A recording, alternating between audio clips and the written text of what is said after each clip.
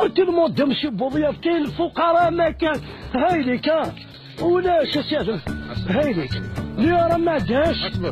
لا الجيري تاع مليار 900 مليار دولار هذه راه ما كانش ايه شعفان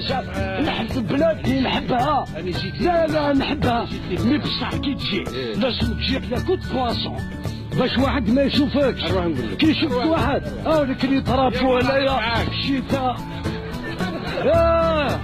وانا بغيت تخدم على وجه ربي يحاسبك ربي يوم القيامه كي تروح لوبيطال منين يبقى واحد يسمع بك روح كوت بواسون